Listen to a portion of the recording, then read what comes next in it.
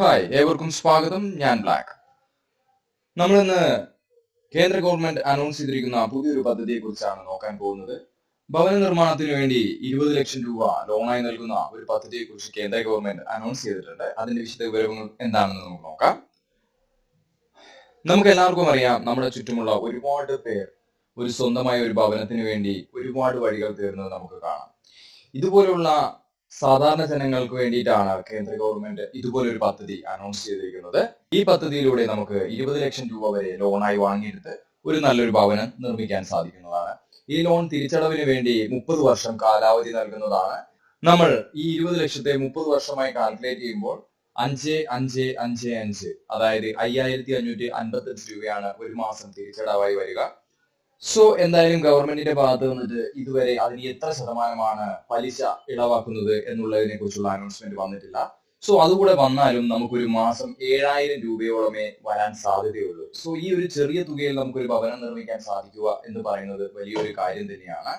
കേന്ദ്ര ഗവൺമെന്റിന്റെ ഭാഗത്തു നിന്ന് വന്നിരിക്കുന്ന പുതിയ ഈ അനൗൺസ്മെന്റ് സാധാരണ ജനങ്ങൾക്കെല്ലാം തീർച്ചയായും ഉപകാരപ്പെടുമെന്ന് തന്നെയാണ് കരുതുന്നത്. കൂടാതെ ഇതിന്റെ ഏറ്റവും വലിയ ഒരു സ്പെഷ്യാലിറ്റി ആയിട്ട് നമുക്ക് എടുത്തു പറയാൻ കഴിയുന്നത് ഈട് രഹിതമായിട്ടാണ് ഈ വായ്പ നൽകുന്നത്. നിലവിൽ 8 ലക്ഷം രൂപയ്ക്ക് മുകളിൽ എടുക്കുന്ന എല്ലാ ലോണുകൾക്കും വ്യക്തമായ ഈട് ഉണ്ട് എന്നുണ്ടെങ്കിൽ മാത്രമേ ലോൺ പ്രൊവൈഡ് ചെയ്യുകയുള്ളൂ.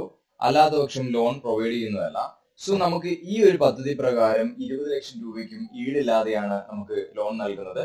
പക്ഷെ ഒരു കാര്യമുണ്ട്, നമ്മൾ എന്തായാലും ഈ ലോണിന് അപേക്ഷിക്കുന്ന സമയത്ത് ബാങ്ക് ആണ് നമുക്ക് ഈ ലോൺ പ്രൊവൈഡ് ചെയ്യുന്നത്. സോ അവരെന്തായാലും നമ്മുടെ ഫിനാൻഷ്യൽ ട്രാൻസാക്ഷന്റെ ഡീറ്റെയിൽസ് തീർച്ചയായിട്ടും പരിശോധിക്കുന്നതാണ്. അതുപോലെ തന്നെ നമ്മുടെ സിബിൽ സ്കോറും തീർച്ചയായിട്ടും പരിശോധിക്കുന്നതാണ്. ഈ ഒരു ലോൺ എടുക്കാൻ ആഗ്രഹിക്കുന്നവർ തീർച്ചയായിട്ടും സിബിൽ സ്കോർ വ്യക്തമായി ഫോളോ ചെയ്യാൻ ശ്രമിക്കുക. നമ്മുടെ ട്രാൻസാക്ഷൻസും സിബിൽ സ്കോറും വ്യക്തമല്ല എന്നുണ്ടെങ്കിൽ നമുക്ക് ഈ ലോണിനുള്ള അർഹത ഉണ്ടാവുന്നതല്ല. അതുപോലെ തന്നെ നമുക്കൊരു സ്ഥിര വരുമാനം കാണിക്കാനും ഉണ്ടാവണം. കാരണം എന്തുകൊണ്ടാണെന്ന് വെച്ചാൽ മാസമായാൽ ഈ തുക നമുക്ക് തിരിച്ചടയ്ക്കാൻ സാധിക്കും എന്നുള്ളത് ബാങ്കിന്റെ ഭാഗത്തു നിന്നൊരു ഗ്യാരണ്ടി അവർക്ക് ആവശ്യമാണ്. ആയതുകൊണ്ട് തന്നെ നമ്മളൊരു സ്ഥിര വരുമാനത്തിലുള്ള ഡീറ്റെയിൽസും കാണിക്കേണ്ടതായി വരുന്നതാണ്. ഇത്രയും കാര്യങ്ങൾ മാത്രമേ ഇതിനെക്കുറിച്ച് വ്യക്തമായി പറയാനുള്ളൂ. സോ ഇതിലൂടെ നമുക്ക് താഴ്ന്ന നിലവാരത്തിൽ ജീവിക്കുന്ന ഏതൊരു വ്യക്തിക്കും ലോണിന് വേണ്ടി അപേക്ഷിച്ച് ലോൺ നേടിയെടുക്കാൻ സാധിക്കുന്നതാണ്. നിലവിൽ ഗവൺമെന്റിന്റെ പോളിസി പ്രകാരം 3 ലക്ഷം രൂപ വരെ വരുമാനമുള്ളവരെ പിന്നാക്കം നിൽക്കുന്ന വിഭാഗക്കാരായിട്ടും 3 മുതൽ 6 ലക്ഷം രൂപ വരെ വരുമാനമുള്ളവരെ ലോ ഇൻകം ഗ്രൂപ്പിലും പെടുത്തിയിട്ടുണ്ട്. അതുപോലെ തന്നെ 6 ലക്ഷത്തിനും 9 ലക്ഷം വരെയുള്ള വരുമാനമുള്ളവരെ ഇടത്തരക്കാരായിട്ടുമാണ് കരുതിയിരിക്കുന്നത്. നമുക്ക് ഈ ലോൺ ലഭിക്കണം എന്നുണ്ടെങ്കിൽ നമ്മൾ 3 ലക്ഷത്തിനും 6 ലക്ഷത്തിനും ഇടയിലുള്ള ഒരു ഇൻകം കാണിക്കേണ്ടതായി വരുന്നതാണ്. എന്നാൽ മാത്രമേ നമുക്ക് ഈ ലോണിലുള്ള അർഹത ഉണ്ടാവുകയുള്ളൂ. എന്തായാലും നമ്മൾ ഈ ലോൺ എടുക്കാൻ പ്രാപ്തരായിട്ടുള്ള എല്ലാവരും തീർച്ചയായിട്ടും ഈ ലോണിന് വേണ്ടി അപ്ലൈ ചെയ്തു. കൂടാതെ ഈ പദ്ധതി എന്നാണ് ലൈവായിട്ട് അപ്ലൈ ചെയ്യാൻ കഴിയുക എന്ന ഡേറ്റ് ഗവൺമെന്റിന്റെ ഭാഗത്തുനിന്ന് അപ്ഡേഷൻ വന്നിട്ടില്ല.